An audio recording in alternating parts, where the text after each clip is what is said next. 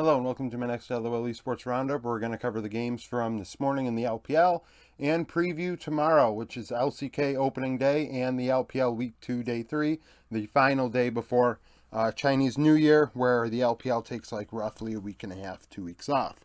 If you're new to the channel, I live view games now. So if you are up at that time when these games are being played, I am live viewing them on my channel.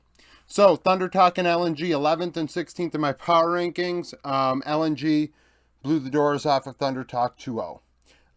Scout went 10, 5, and 12, 26% of damage, getting MVP. Zika, 8, 3, and 11. UCal led the way for Thunder Talk, going 7, 9, and 7, 26% of damage. Now, this was disappointing as somebody that has talked up Thunder Talk I've been talking up Thunder Talk for about 4 months now.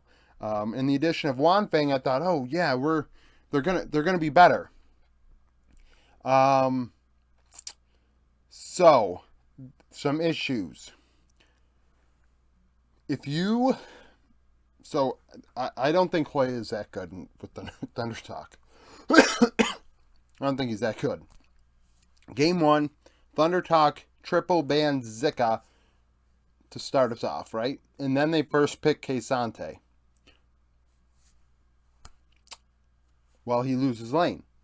And it's like, you can't have a player that you literally set up as best you can lose lane. So, he loses lane game 1. They lose the game. I think it was really evident, actually, when UCal went top lane with Syndra, tried to gank Zika, and couldn't do it.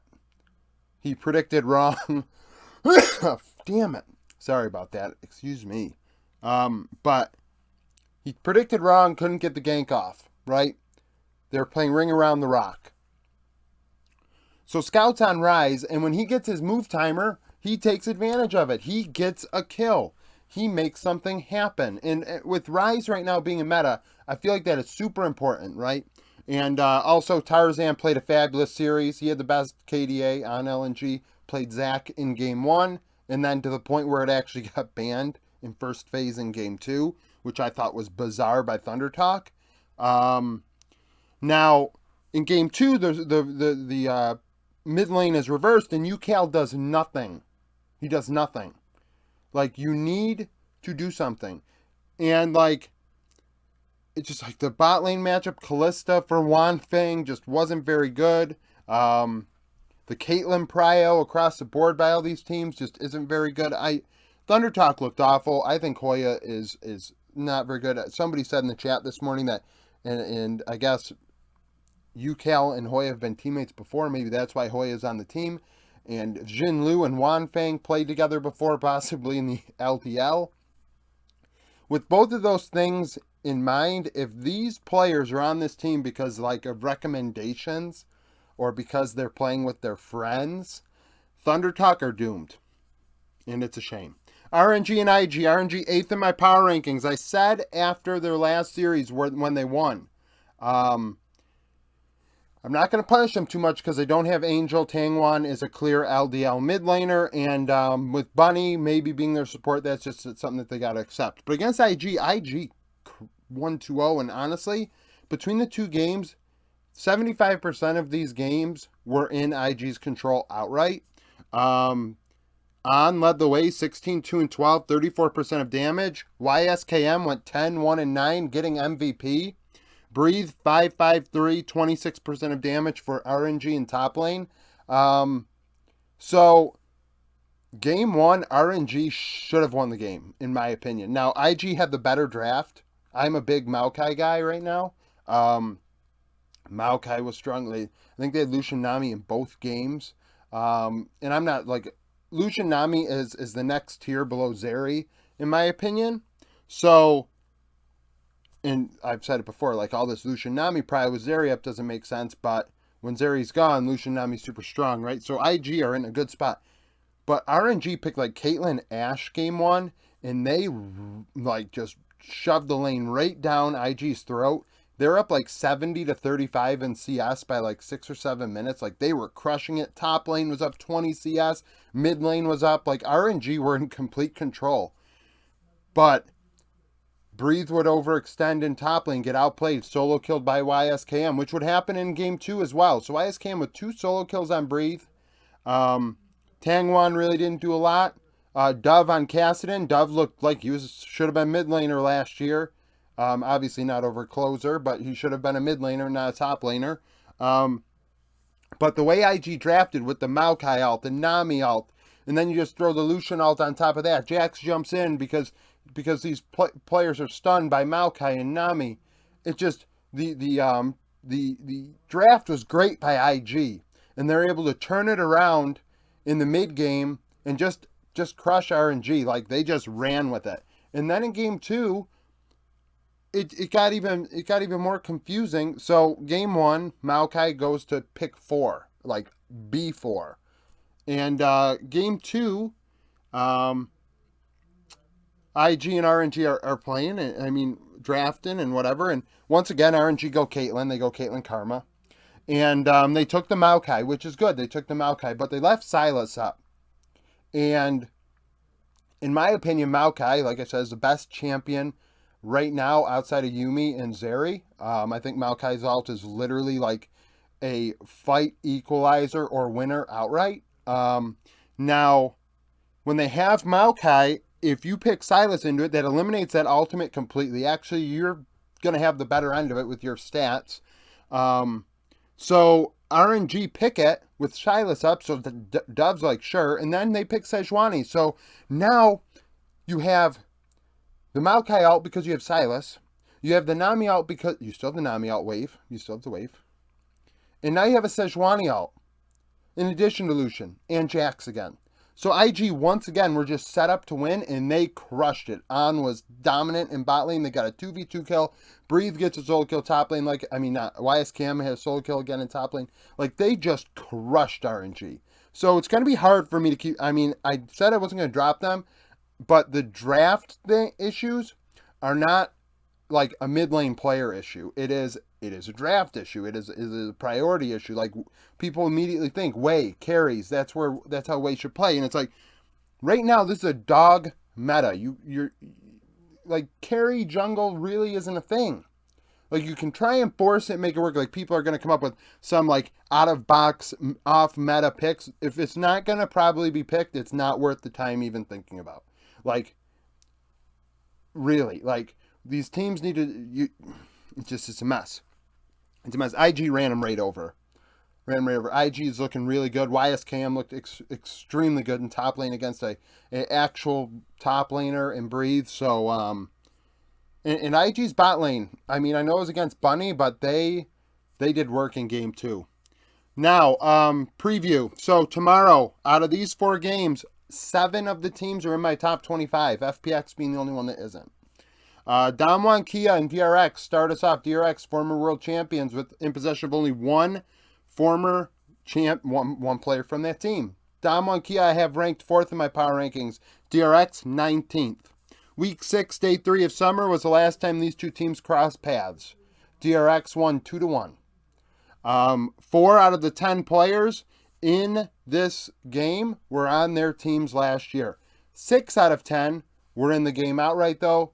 Obviously, Deft and Duckdom swapping teams. In that series, Beryl is the only holdover from the winning side. He went 4-9-24 at support. Kellen, still with Damwon Kia, went 1-10-22. Deft and Duckdom is what we want to watch, of course, though, because we're looking at which one is going to win against their former team. Which one is a revenge game for both sides. Deft probably less so than Duckdom, because Deft is like still in the bliss of winning a championship. Where Duckdom is probably like, hey, I was a good player. I want to prove something here against his former teammate Kellen. Now he's with an upgrade in Beryl. It's going to be a very good series. I expect it to go 3 games. I think it's going to be one for sure that we want to watch. Definitely I would say DRX has the edge in top lane, but Damwon Kia definitely has the edge in mid jungle. So it's going to be an interesting one nonetheless. Discord agrees with me. 9 out of 14 people also picked this matchup. Making sure I'm still good. I moved the cord for the mic and was hoping it didn't come out. T1 and Gen G. T1 are first in my power rankings. Gen G 12th. Last time they played was LCK Summer Finals. Gen G would sweep 3-0. 8 of those 10 players are still in the starting lineups. The 2 players that are not are obviously Ruler and Lehens, being replaced by Pays and Delight. Pays, one of the youngest players in the 4 major regions at only 17 years old. Chovy was the star, going 13-2-25. Faker struggled 3-11-6 in those 3 games. This is the matchup we want to watch. Right now, the mid-meta is very volatile with the Rod of Ages buffs and things like that. You got Cassidy, you got Ryze, you have Silas. It's Syndra. It's definitely very, very powerful mid lane meta that's requiring a lot of prio and draft. Chovy, like I said, I've said before, and I say again, I think he's the best player in the world. That gap closed at Worlds a bit. Don't get me wrong. I did not like his Worlds performance, but I still believe that years of success cannot be washed out in 1 month. I think that is a ridiculous premise that, like, only somebody with ADHD that, like, and that's not a bad thing, but somebody that literally can't, like, they now. What's happening now? I can't think of anything outside of now. Like, it's just like, which it is what it is, but, like, Chovy's the best player in the world. Discord agrees with me. 8 out of 11 believe that this matchup's the one to watch. Top side, I give to Zeus. Owner in the jungle, I would give it to him. But it being a dog meta will be fine for Peanut. So honestly, it's probably pretty close. Chovy gets the edge. And then bot lane, I'm definitely giving it to T1. I think any Gen G fan with their feet on the ground agree with me. Until they see Pays and Delight play, it's really a bold statement to say they're going to match Guma Keria. Maybe they do. Maybe Pays is the greatest player ever. But to say anything other, like, we don't know. So going to lean towards T1. FPX and BLG. BLG 9th in my power rankings. Both of these teams have played already. FPX losing to Team Wii 2-1. I believe that was the opening series of Season 13. And then BLG lost to JDG 2-1. Now, those 2-1s are not created equally. Obviously, BLG losing to JDG is a much, more meh situation than losing to Team Wii. Week 8, day 4, in summer, they played. BLG would win 2-0. All of BLG's roster has been swapped since then. 2 of the players in that lineup for FPX are still on it, Care and LWX. Care actually didn't do too bad in that one, going 9-7-5. He went 6-3 in one of the games, so, he was positive. Xiaolahu versus Bin is what we want to watch. Xiaolahu, a finesse top laner that, honestly, he's probably the best player on FPX. Care is still very young, but I've said before, similar to the Chovy situation, I think Bin is the best top laner in the world, and no lower than 3rd or 3rd to 5th, depending on who you're talking to. Discord, 8 out of 11 people agree that this matchup's the one to watch, because honestly, everywhere else, BLG has the edge. June over Howie. Howie got blown out by Hang. I don't know how he's going to respond against June. Yagao over Care. And then the bot lane, Elkanon versus LWX and Lele. I'm giving it to BLG. In that way, in the bot lane specifically. Weibo and top. Weibo, number 6 in the power rankings, top number 2. Weibo, this is their first series and only series before Chinese New Year. Top have already played, beating anyone's legend 2-0 pretty soundly. It was very methodical. It was almost like it was very, very meticulous. So it was a very, very clean series. 4 out of 10. Week 4, day 6 was the last time they played. Top 1 2-1. 4 out of 10 players from that series are still on those teams. The Shy being the only one on Weibo, and then Tien, Jackie Love, and Mark for top. Wayward still bench, so King Tien's playing in top lane. Tien went 15-9-21 in the jungle in that one. Xiaohu versus Rookie, that was what we want to watch, right? 9 out of 14 people on the Discord agree with me. Xiaohu and Rookie, obviously from their former teams, RNG and, Victory 5, IG, other places for Rookie. But Xiaohu's been the face of RNG since Uzi left, right? And, it's gonna be an interesting one between the two older mid laners. This being a mid centric meta, like I said, with T1 and Gen G, it's definitely going to be impactful. Is Xiaohu going to be the same player he was with RNG with Weibo? Is he just going to go to top lane and help the Shy, get the Shy ahead and run over King Tien? I could see it. See how Karsa does after what some would consider a washed year. It's going to be because honestly, top looks very good. They look like a team that's going to go all the way to Worlds and be a real threat for this thing, which is really premature to say, but just the way they played Anyone's Legend was dominant. Anyone's Legend is awful, though. Disclaimer. But Weibo, I mean, this is their first series, so they could come out flat. I wouldn't be shocked, and then some people might get exaggerate the situation, get too hyperbolic and lose it. But gotta show a little bit of grace when it's their first series. Some teams are bad in their first series. That happens. Somebody's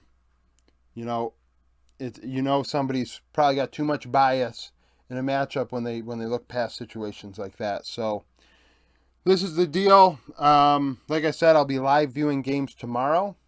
If you like the video, like it, subscribe to the channel for daily League of Legends content, follow me on Twitter, join the Discord, become a YouTube member. $3 a month supports me so I can continue to do daily League of Legends content. Without support, this channel is going to be on Struggle Street. $10 a month, you get extra content, including how I feel about these games. I didn't write it down. I'm 6-4.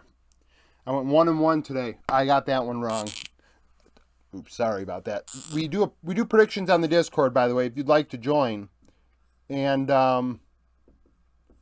roughly like 20 people probably predicted between these two series, and only 2 had IG. So I don't feel too bad about that. I want that number up, though. I was at 70% or so, just under it. In summer, I would like to get up there. So that's at the $10 tier where you're going to get my predictions, which is in the form of an extra video on the channel. Members only content. So if that interests you, that's there, and thank you for watching.